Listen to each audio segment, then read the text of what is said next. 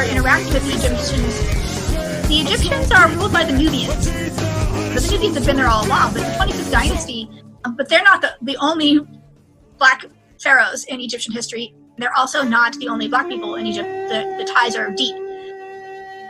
There are some very interesting genetic studies that are starting to emerge that clearly show an African origin of the Nubio-Kemetic civilization.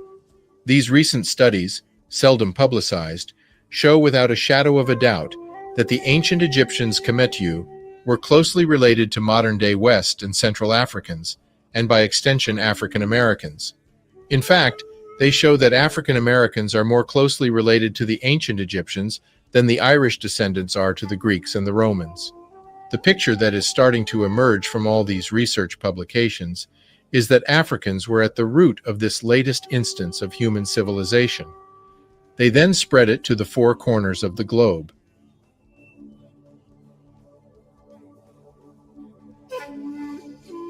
There are a few researchers in the community who are bringing a level of rigor. You hear that? You see? I mean, we've been over this before. Some of the erroneous claims from persons like Hawass, Schuenemann, and how that spread instantly from one day to the next, while the criticisms of erroneous claims, which were that Egypt was founded by others than African black people. That's an erroneous claim. In the last maybe half a decade, there's been DNA reports that have shown this link not only between African Americans, but sub-Saharan Africans and North Africa, Egypt. DNA evidence, right? And DNA evidence that clearly connects also Africans in the Americas, South America, Central America, and the ones we typically call African Americans, which is an erroneous term, really, but they're in the United States of America. Now, it's been there. Now, this connection can be found to go back, thousands and thousands and thousands of years, right? It is disproven another erroneous claim that the same reports, the DNA analysis, have disproven the same erroneous claims that somehow the Sahara stopped sub-Saharan Africans from migrating further. It's been some impenetrable wall.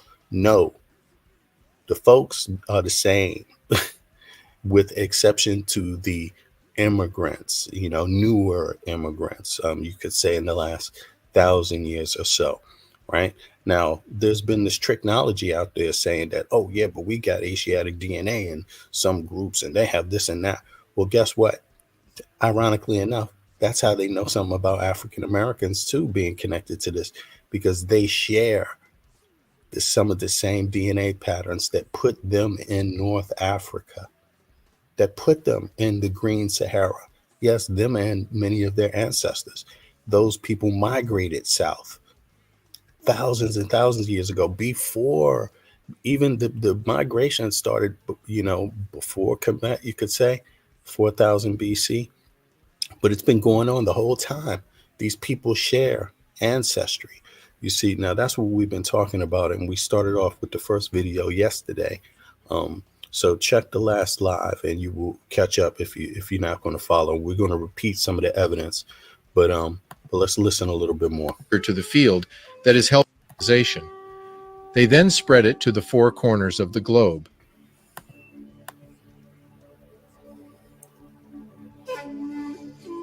There are a few researchers in the community who are bringing a level of rigor to the field that is helping uncover many of these hidden scientific and historical discoveries.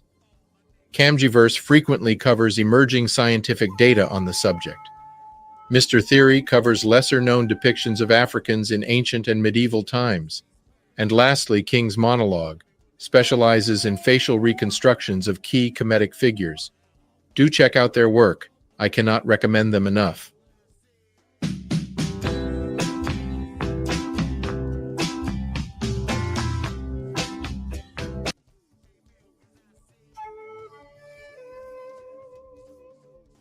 Before we begin, a word to the skeptics. I love a good debate, but I can only entertain a debate with those who, number one, review the evidence provided, and number two, provide relevant and trustable evidence to support their positions. Also, you will note that the conclusions of the various studies in multiple fields, including genetics, are consistent and provide further support to the multitude of studies previously done in that regard.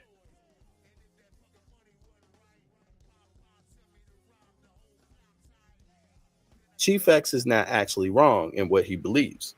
Further to this finding, I believe this is Afrocentric bias study, as from the three samples, it is obvious that sub-Saharan DNA will probably be more dominant, considering Eurasian and East Asian originate outside of Africa. Therefore, it would have made sense to include North African specific DNA samples, more accurate results. Right now, that's a criticism written on my video here, White Egypt Debunked, where the individual is making a claim that Chief X was actually right, when the evidence clearly shows that Chief X is wrong. Now, keep in mind, you have to look at the evidence yourself, also make up your own mind, but at least we're giving you the actual evidence and then discussing what it means. If you go to a lot of these channels, they're just discussing, saying what their opinion is or the conclusion, and they're not even showing you the studies. They're not even giving you the real argument that's going on by scholars in the first place, or the real dialogue. And the real dialogue points to Africans. It's that simple. But let's check this a little bit more so we can see what I'm talking about. Okay, everybody see that? Now we're going to read, just so we can understand that this person, although they might have good intentions, obviously has not been reading any reports. And I want to note one other thing. Keita did write this. Where he writes this, Keita always writes this. He always writes this comment. Keita added that the different DNA algorithms might give different results, right? Which reflects the complexity of biological heritage. Keita, being a actual PhD, always stresses conservative results, caution in assuming, which is something Hawass did not do. And it's something Keita criticizes Hawass, but not just Hawass, because Hawass he doesn't have shit to do with DNA at all. He's Schuenemann, right? Now, where Hawass gets his information from, right, is from a PhD by the name of Schuenemann, right? Now, what you're looking here at right here is the actual criticism S.O.Y, Keita, Jean-Philippe Gaudin, and crew made of Schunemann's original erroneous report, trying to say that Asians somehow created Kemet. It was an Asiatic civilization. Kemet didn't exist until Asians came there, or Europeans, had nothing to do with the Negroes. Wrong. That's ass backwards, totally, completely wrong. But here is the actual criticism written by Keita. It's not me just giving my commentary, telling you what I think. I don't have a PhD, telling you what I think the criticism is and what I think the results should be like. No, let's actually read the real criticisms by the leading PhDs on this topic. That's right here. And a lot of people don't know this. Some people know it, but just for your own reference. And this report by Schuenemann, because of its quote unquote findings, it got international acclaim overnight. Like, it was like, hey, y'all, hey, the Andre. Egyptians ain't niggas. Let's celebrate. International acclaim overnight. Right. So what happened was Schuenemann released a report, something maybe, I think it was back in, I don't know. Wait a second. Let's see here. We can even type in Schuenemann, right? Let's see here. 2 seconds, y'all. Schuenemann.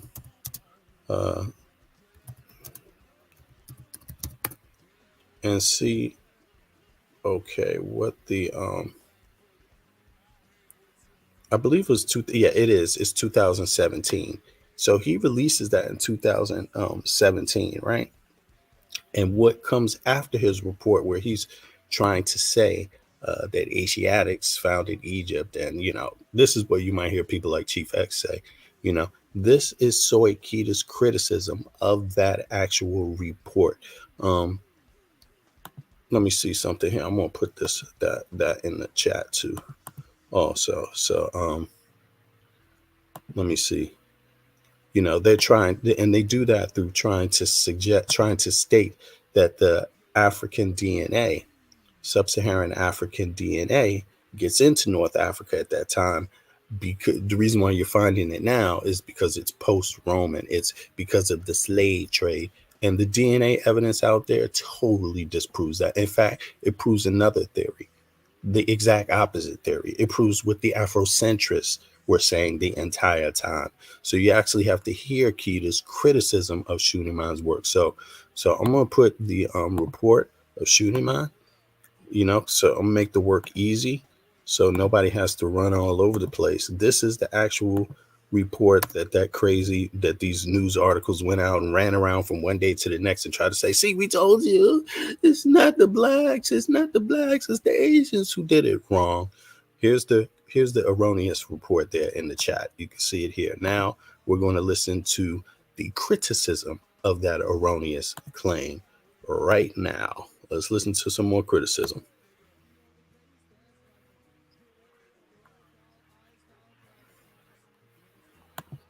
Hold on. Can y'all hear that? I'm on the wrong one. Here we go. Night. Like, it was like, hey, your own reference. And this report by Schuenemann, because of its quote unquote findings, it got international acclaim overnight.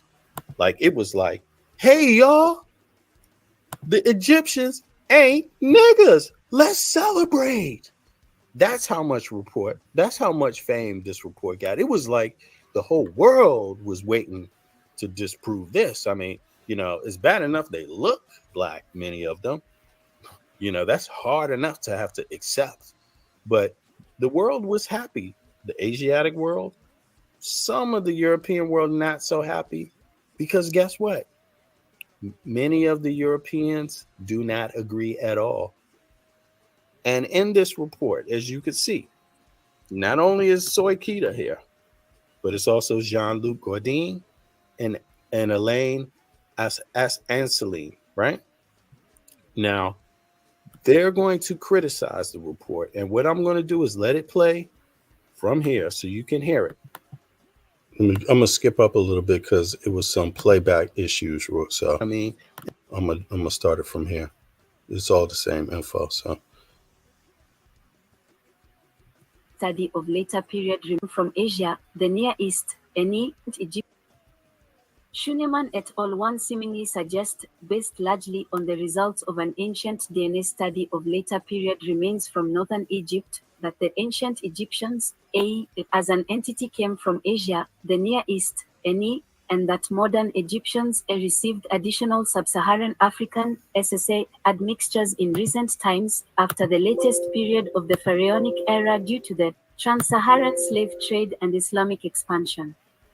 In spite of the implied generalization about origins, the authors do offer the caveat that their findings may have been different if samples had been used from southern Egypt, and this is a significant admission.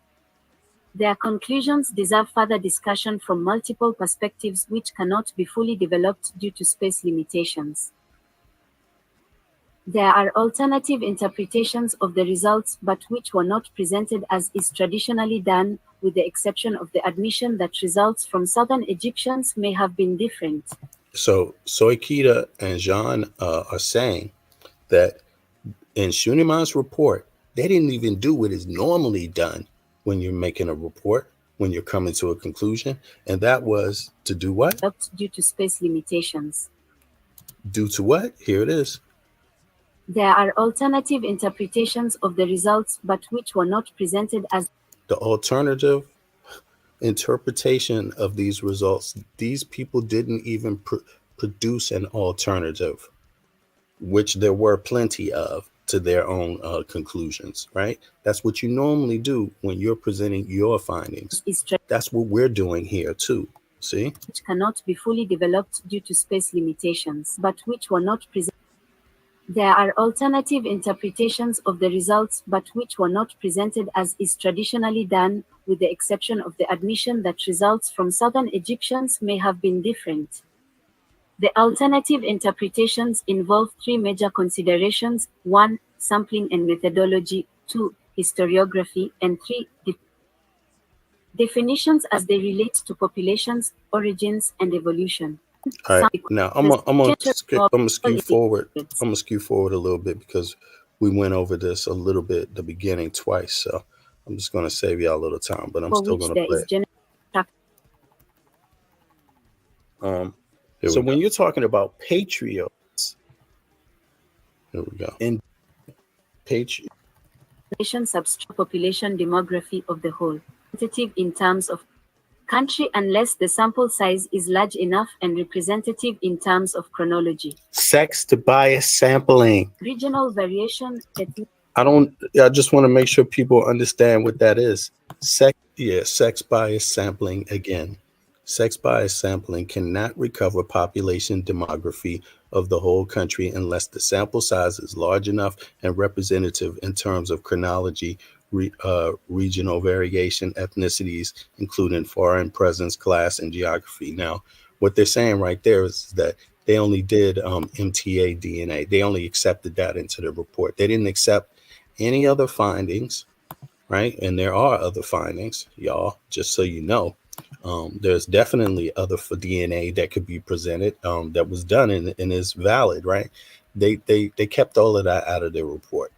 Right now, what happens is that if you want to look into some individual's DNA, let's say you discover a body, there's two things you can look at. You can look at the mtDNA, the mitochondrial DNA, and you can look at the patriot, the one coming from the father's side of the DNA chain, right? And this is what they're lacking, extremely lacking, right? So if you just base it on your maternal ancestry, right, only, than what is seen even. And that, there's further criticisms that would even just make you say, well, we can't even do that. But if you want to look at it from what's called maternal ancestry, right, you got to keep it real about what that actually means in that region. That does not actually mean these are not Black people. That does not actually mean these are not people that look just like the other Black people in the region. It doesn't mean that at all. It could say something else, and there's a reason why. It's been explained. There's something called back migration of Africans, or back migration of people most like Africans during, a large period of time. There's an out migration pattern discovered by DNA, not in this report, but in other reports where it says that the first Africans stayed in Arabia for like 60,000 years with relatively no admixture. This population migrated back into Africa. And these people, what the DNA really suggests, or one would easily surmise, out of all the other alternatives, is that these people that migrated back originally actually were Black, actually were more like African, as reports say, than any other group. It's important to notice. So in other words, you need to get the father's lineage from the DNA and the mother's, not just one side. And that's what they mean by sex bias DNA. Sex bias sampling. Now, if you want to examine DNA, you have the in DNA analysis. If you're going to send the ladies, the mamas out there, truly integrate things, right? Which S.O.Y Keita, Jean-Luc Godin, and Elaine Allicine find erroneous. And they're breaking it down why they find it erroneous right here. They're breaking it down. Yeah. The timeline is not representative of ancient Egypt history. 3,000 years is missing. Yes, pre-dynamic. Yes. So in Schuenemann's erroneous report, which a bunch of people ran with instantly, where they try to say the Asiatics founded Egypt, right? In that report, they're missing they don't have any samples that cover a period of 3,000 years of ancient Egyptian history. Is missing.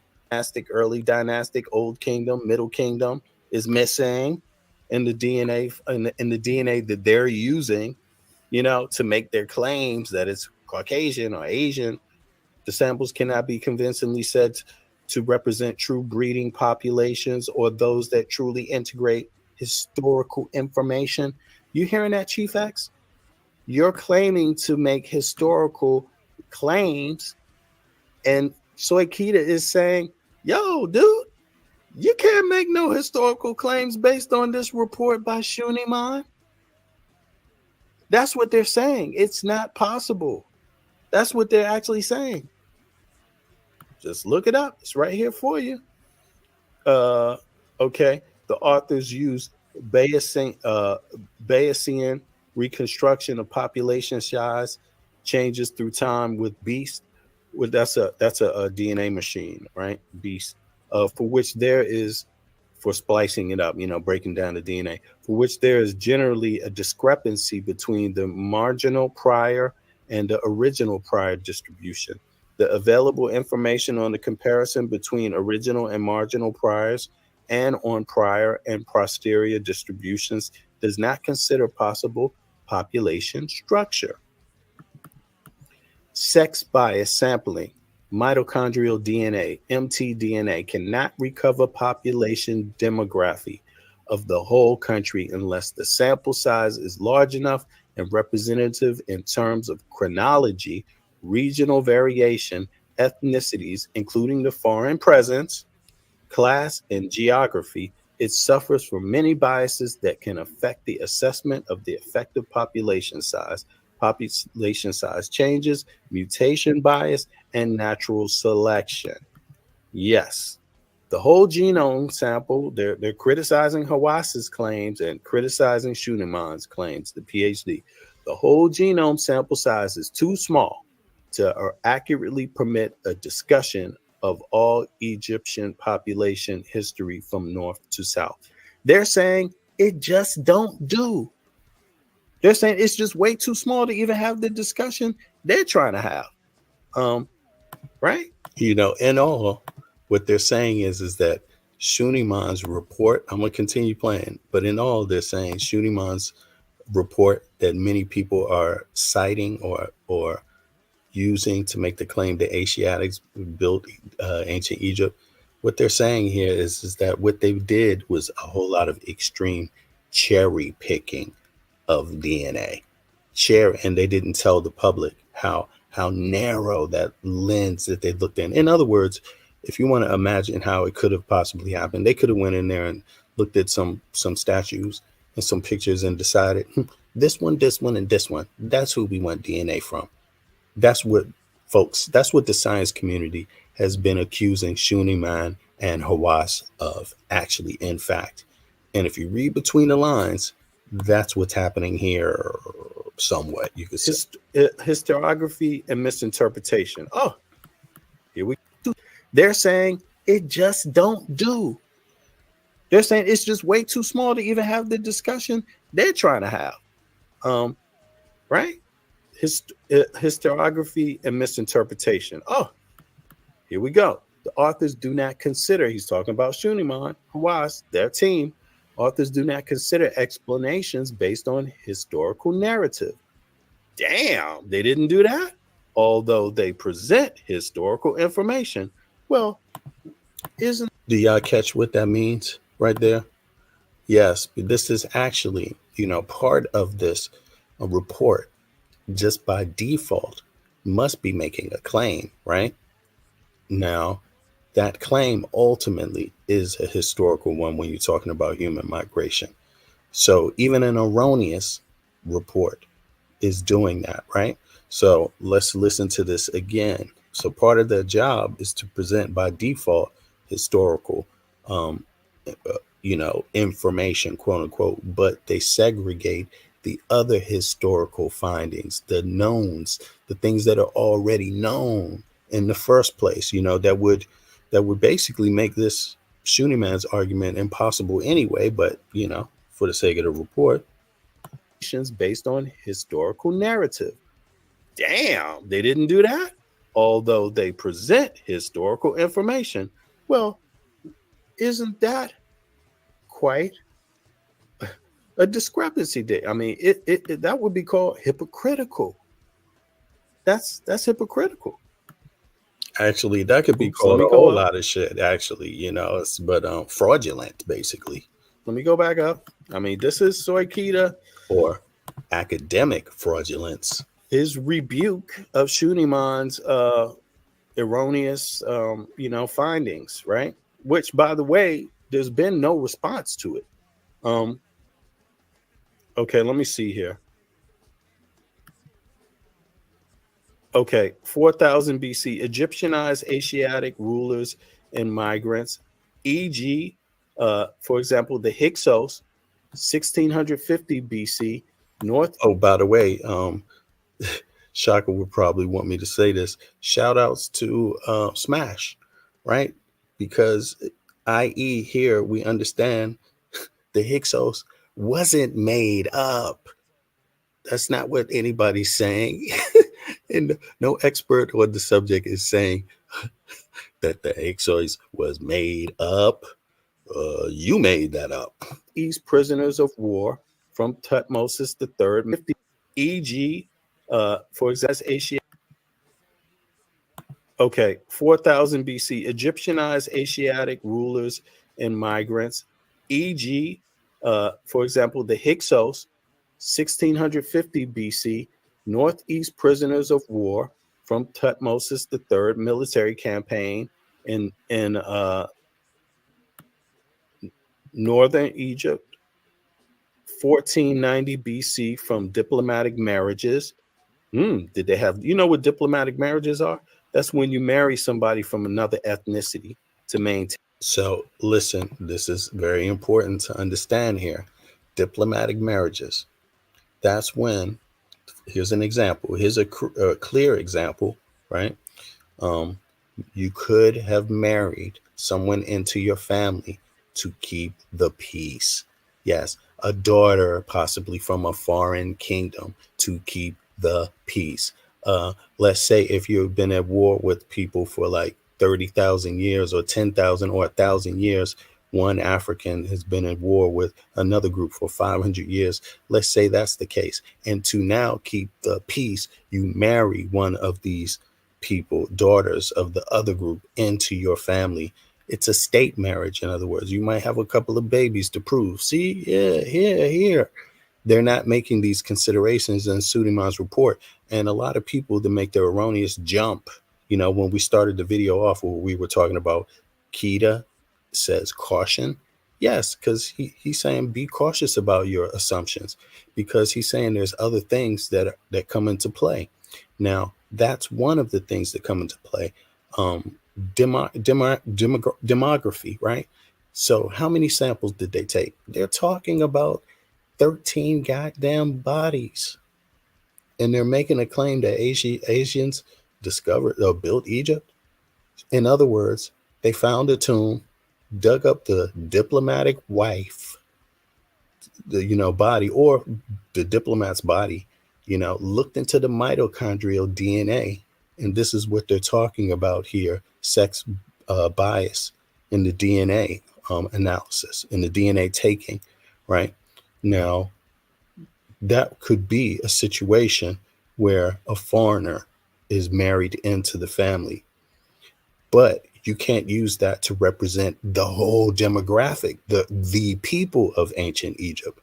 You can't do it. That's why you need more time periods, bodies from more time periods, bodies from a wider gathering from the local populations also, not just like this kind of, as we were talking about, cherry picking. But in any case, that's what obtained the peace. 90 BC from diplomatic marriages. Yeah, that's what they mean when they say diplomatic marriages. Did they have, what diplomatic marriages are? That's when you marry. Okay, just to break that down for you, or for some other similar reason like that, right? Yes, that's right. What's The up, authors Jay? completely Pumpkin? dismiss results of PCR methods used on ancient Egyptian remains. So there were other methods used that they neglected to mention in their report that went globals, claiming that, hey, Asiatics founded Kemet, you know, Caucasians founded Kemet. Yes, the report that people are using to cite that erroneous claim, they in fact themselves left out findings, right? They just did. The authors completely dismissed the results of the PCR methods. All right, so I just wanted to give you an example of some of the DNA, some of the scientific work that has debunked, right? The claims that Asiatics founded Egypt, or primarily, or any of that stuff, right?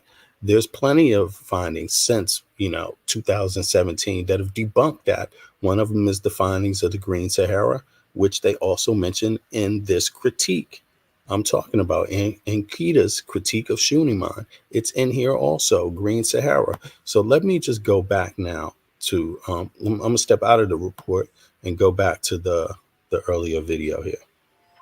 Let's see here. Hopefully we won't get a strike, but this is an interesting one here. Let's see.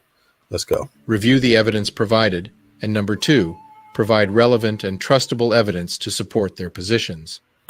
Also, you will note that the conclusions of the various studies in multiple fields, including genetics, are consistent and provide further support to the multitude of studies previously done in that regard.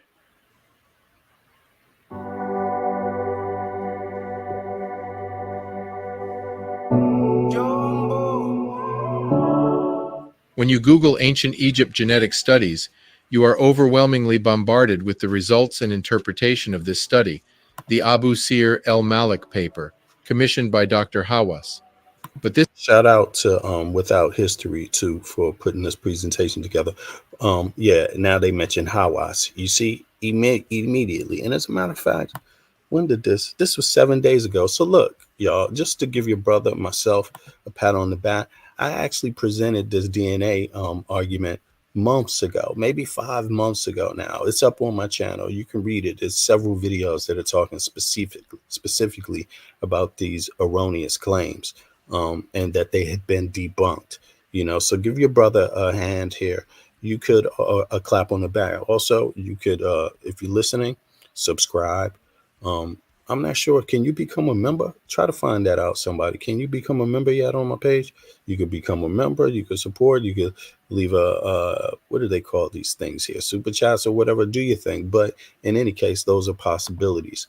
But give me a pat on the back, because this, what we're watching right here, is 7 days ago. It's got 155,000 views. I presented this data like 5 months ago, not to be comparing, but it's just to let you know, support your This study is completely flawed. Here is why. Number 1, it does not deal with ancient Egypt at all, as the what did it say? Let's listen close. Paper, commissioned by Dr. Hawass. But See? this The Schuenemann, commissioned by Dr. Hawass. Let's listen again. Here we go. You are overwhelmingly bombarded with the results and interpretation of this study, the Abu Sir el-Malik paper, commissioned by Dr. Hawass. But this study is completely flawed. Here is why. Number 1, it does not deal with ancient Egypt at all, as the period covered was a period in which Kemet had already ended. Number 2, the location of these mummies is at the frontier and not at the core of the Nubio-Kemetic civilization.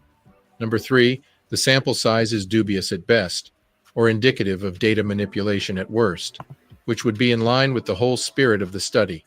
In fact, this study and its conclusion are as accurate as saying that Native Americans had European DNA by selecting DNA from New York from 1600 to 1900.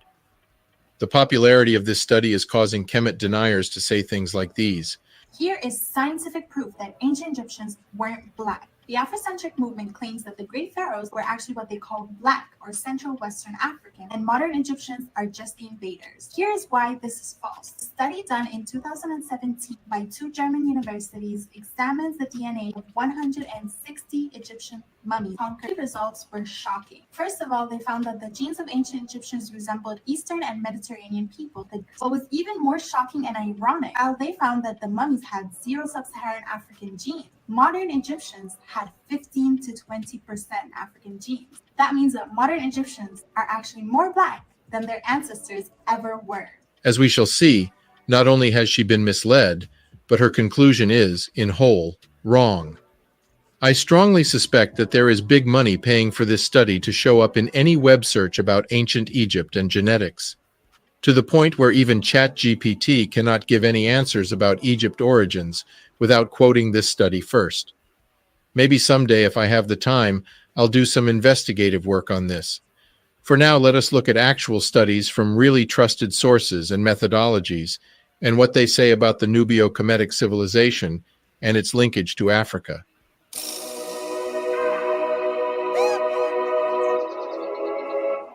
We're investigating the murder of a local resident.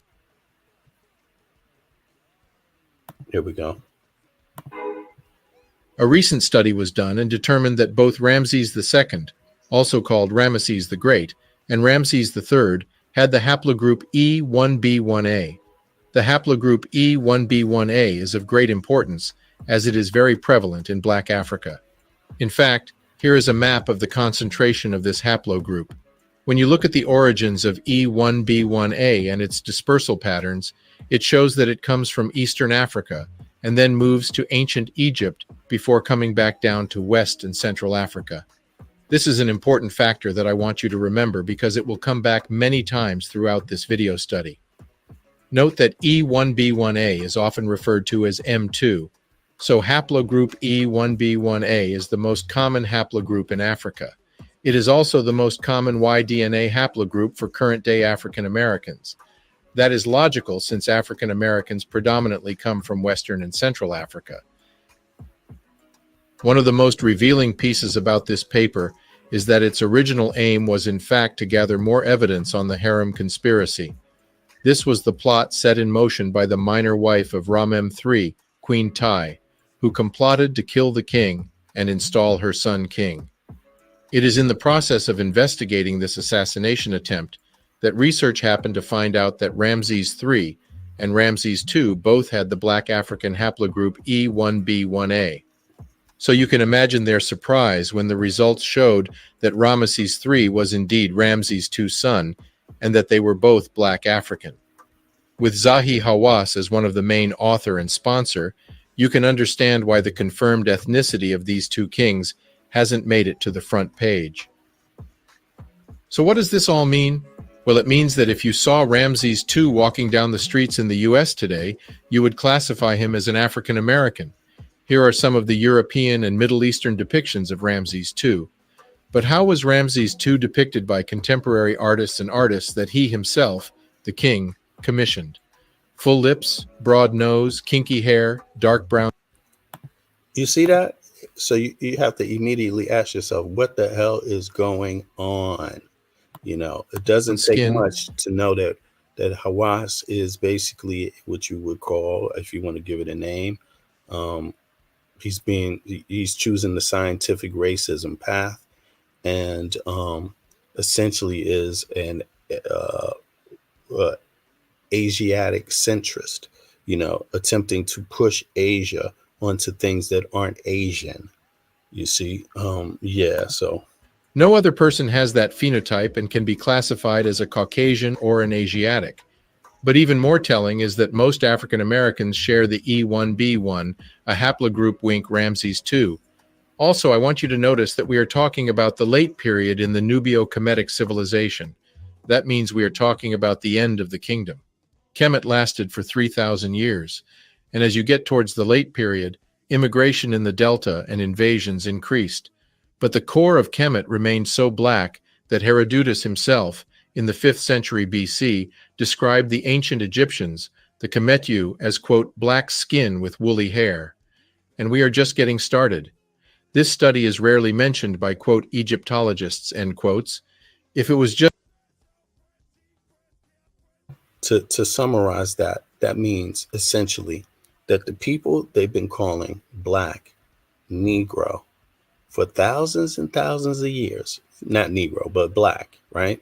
And many people have described the North Africans in history thousands of years ago and what their appearance is. It is not uncommon to that a person would in that time period find people, multitudes, maybe even the majority, of people that were essentially just black Africans, that just like every other type. So they know this through the DNA findings now, because the people that have the same stuff in their DNA look like Negroes are called Negroes today. That's also African Americans. That's also West Africans. That's also Sub-Saharan Africans. You see, that's what they're getting at. So they're just trying to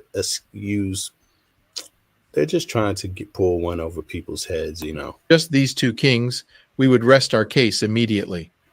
But there is another recent study that is also very telling of the makeup of ancient Egypt royalty and their linkages to Africans south of the Sahara, and by extension, African Americans. When we Now, challenge, this is very important, because you've heard a lot of claims from people that are trying to disassociate African Americans from all their contemporary African folks, and that's creating a lot of crazy political strife, but also identity complex, identity issues. People claim it to be anything else but African, when you first have to define what is an actual African, what has been considered African for thousands of years, and how did those people get along? And once you cover that, then you see that there's some anti-black racism going on with a lot of people. Remember, the most misleading genetic study in ancient Egypt is the study named Ancient Egyptian Mummy Genome suggests increase of sub-Saharan African ancestry in post-Roman periods. This is one of the erroneous reports now. And anybody that's following this topic, it won't take you long to figure that out. But it is often referred to as the Abu Sir el-Malik study. It is that study that we discussed earlier in the video. We have discussed how its methodology and its conclusions are not only misleading, but downright in opposition of the truth. There is a follow-up study by Dr. Shamarka Keita and Jean-Philippe Gourdin that not only discuss point by point the fallacies of the Abu Sir study, but present a very interesting genetic analysis of their own. This genetic analysis was performed on multiple royal mummies of the Amarna and Ramesside era.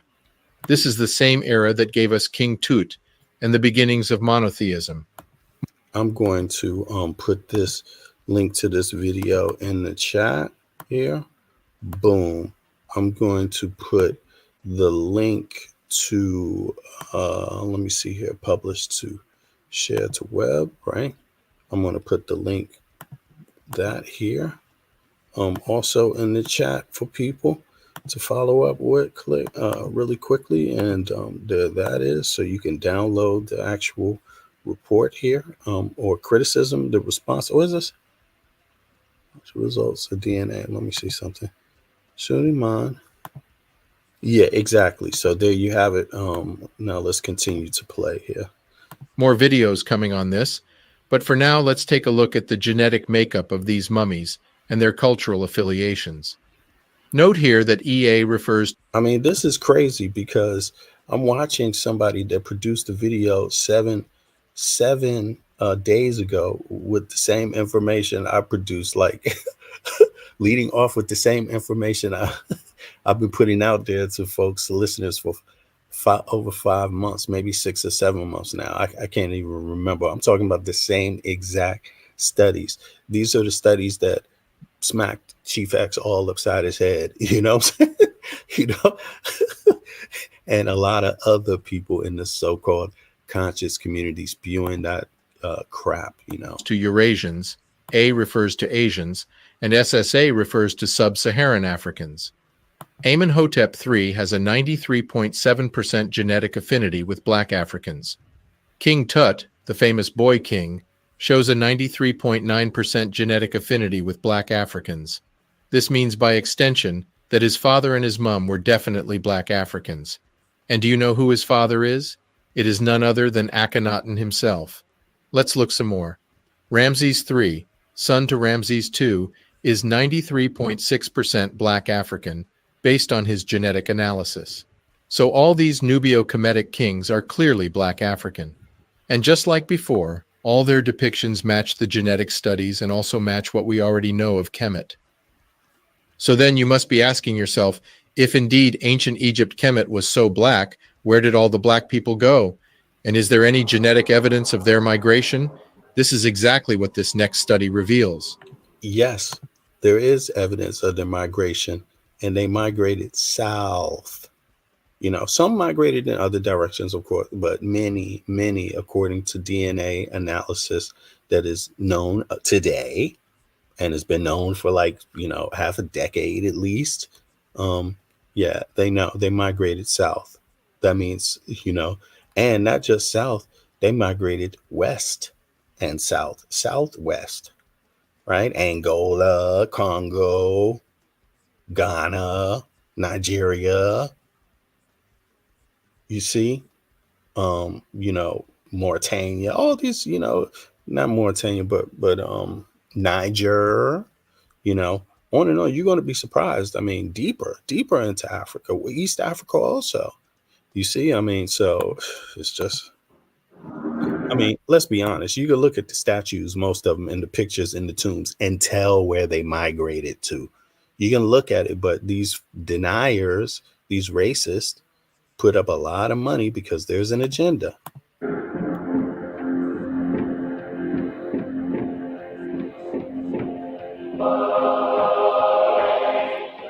In March 2023, Dr. Nancy Bird from University College of London showed in her research paper that there was mass migration from ancient Kemet into Central and West Africa. This migration corresponds to the oral history given by the Bamileke people. The numbers on the arrows indicate the sequence of migration as you go back in time. As you can see, the arrival of the Arabs after the 7th century caused the mass migration of population from ancient Kemet towards Western and Central Africa.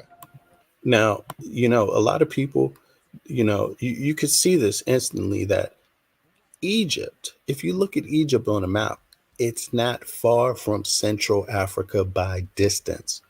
Yes, it's, that's one thing you got to keep clearly in mind. That would be a west migration that is very, very short. It's faster to get to Central Africa than it is, pretty much, than it is even to get to what they outline here as Ethiopia. Or it's very close. And let's say not Ethiopia. Let's say what's Somalia, for example. Let's say that it's the same distance and even shorter. But yet in their mind, they have this plan, this theme that, oh no, that people couldn't migrate there. People couldn't migrate there. What happened to the Sahara? Right? What happened to the broken wall? Negroes can't migrate north theory because of the Sahara. Well, this debunks that also, because clearly people have migrated across the Sahara South long before the Arabic or Islamic slave trade. Just to keep this in mind, Central Africa is not far from Kemet at all. Just look at the map. You can go all the way over here to what I guess they're calling they're calling this Niger area, southern Niger, close to parts of, it's close to parts of Nigeria, many other countries. But if you just go more south instead of southwest, I mean, you're in the Congo even just as fast. You see what I'm saying? So we got to keep that in mind. From there, the population disperses in various directions towards Cameroon, Nigeria, Congo, Ghana, Mauritania, Mali, Sudan. This pattern is also repeated in Morocco and Western Morocco, indicated by the OR number 5, and Tunisia, arrow number 6. What it seems to show is that the arrival of the Arabs caused mass displacement of Africans back into the interior of the continent. These mass migrations had epicenters that culminated into empires that served as melting pots for African gene expansion, specifically the Kanem-Bornu Empire. Now, just one other quick thing here to add. You could see that according to DNA, they also have this back migration included parts African people that lived in Arabia prior to others invading the region. Same people that invaded Kemet invaded Arabia too. See, and we went over this before when we're talking about just yesterday, and maybe we've been talking about this for like 5-6 months now. The DNA analysis does show that for like 60,000 years, the first group of people that migrated out of Africa into Arabia stayed there essentially untouched, without really any significant admixture for like 60,000 years before really coming in contact with others. Now, those groups of people are said to have back migrated in the, for since the period of 11 up to 11,000 years ago, 4,000 to 11,000 years ago, you see. So those people might have small admixture, but it doesn't make them less. It doesn't mean that they're more like Europeans or Asians than they were African. They were actually, according to the evidence, more African-like than any other group. And that would also be about the Kemites as well. City Senegambia and Mali empires, before the Bantu expansion, which lasted until 1750. You hear that? Before the Bantu expansion. The Bantu expansion expanded south, east, southwest, central, east primarily, and then spun around as it found its way all the way down into South Africa. We're talking Bantu. You know how significant that is and how long ago that expansion happened? You see, they're saying what the DNA evidence shows is that so-called people related to Bantus, the progenitors of Bantu people, come from the north. Yes, that's what the DNA really says. But here, I'll just let you. Seen in this light, the Bantu expansion can really be seen as a return to Africa of ancient African populations that had previously lived in the Sahara, northern Africa, but also in ancient Egypt. But if ancient Egypt was so black for so long, that means the surrounding region. Were the Bantus black? Yes, they were. Regions would have also been black from the late Holocene to the Paleolithic and the Neolithic and the Bronze Age, especially in the Sahara. Because if they were anything other than black, then there is no way that Kemet would have stayed black for 3,000 plus years. Well, this next study should shed light on this. If you want to make money online as an affiliate marketer, you may find this a little bit controversial.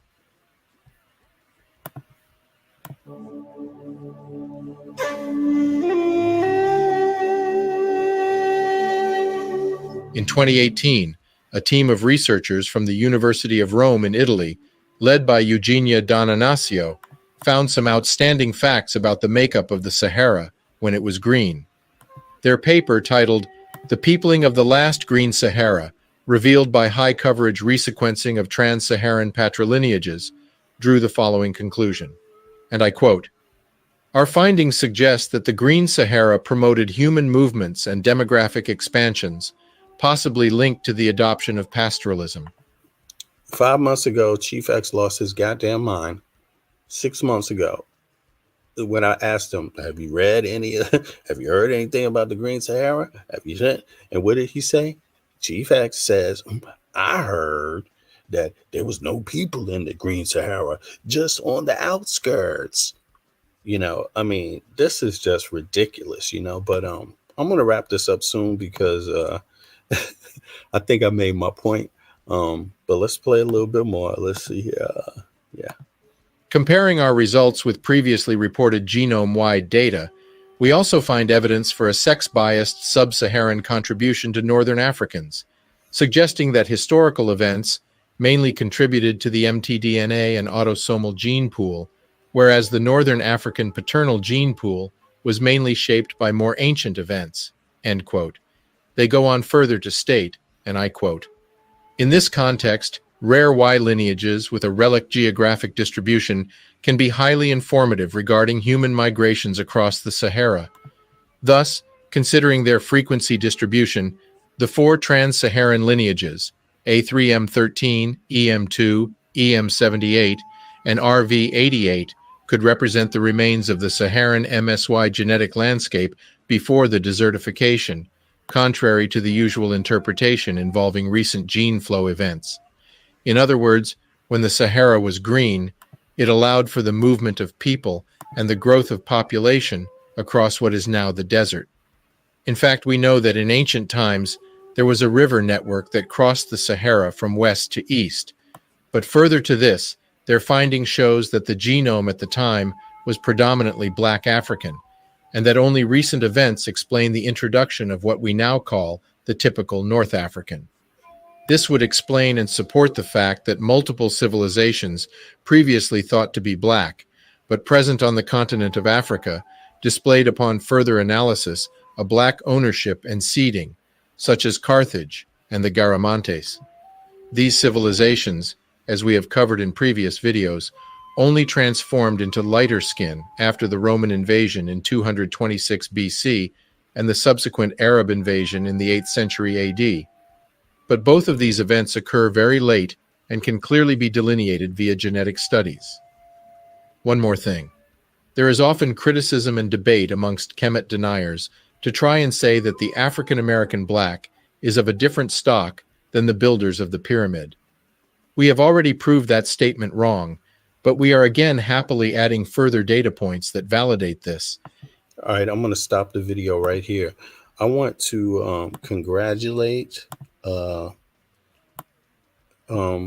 Without History here. People go over, subscribe.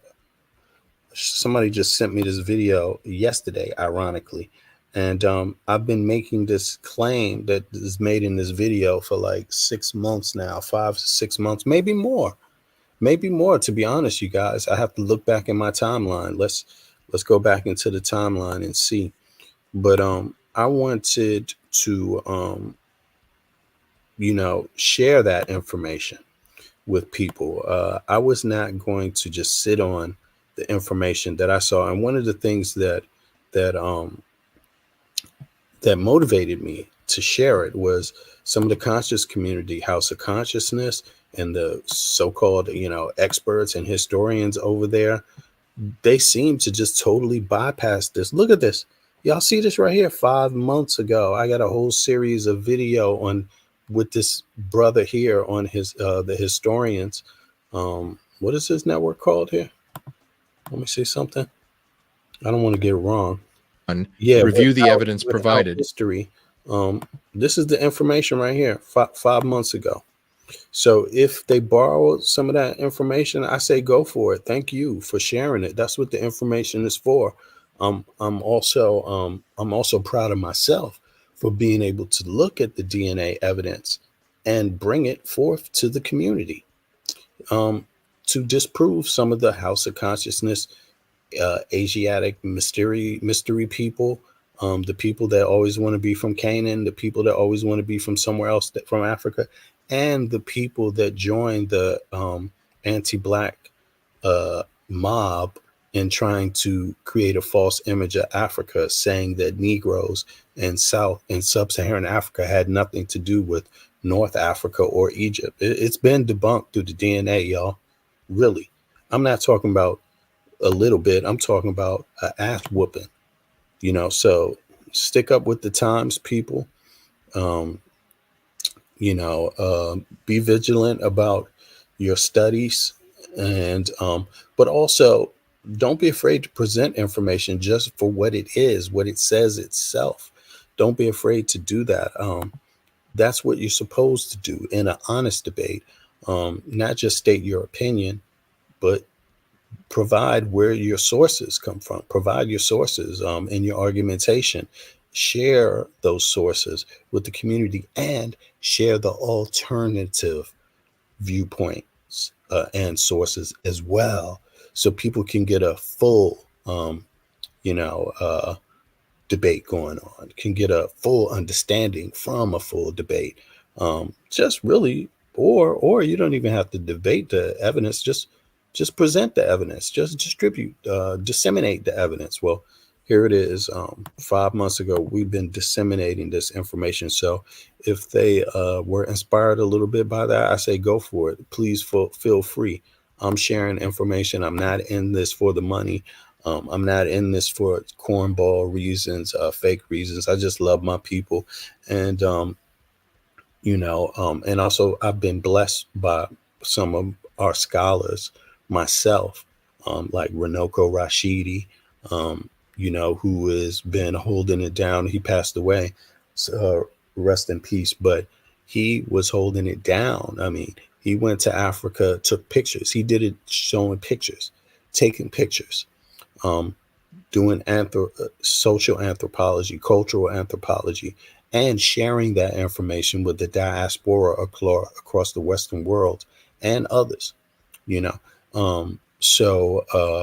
rest in peace to Runoko and many of the other scholars before him, like Sheikh Anta Diop,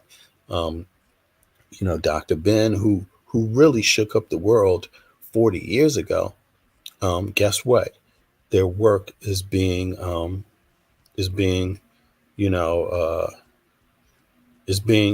utilized today. It's changed. Their work has changed it. Now, there was some pushback, but who cares about the pushback? It's not about the pushback. It's about the ultimate results.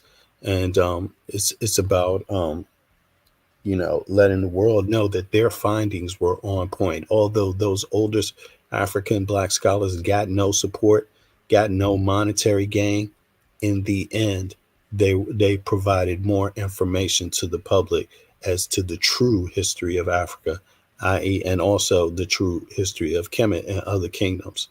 Our history,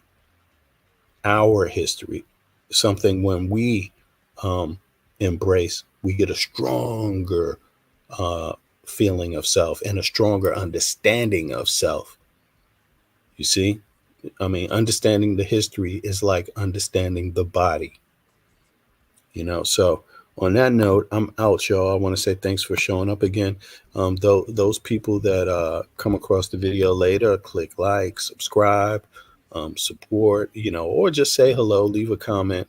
Let me know what you think of the material. And I'm out, y'all. Peace.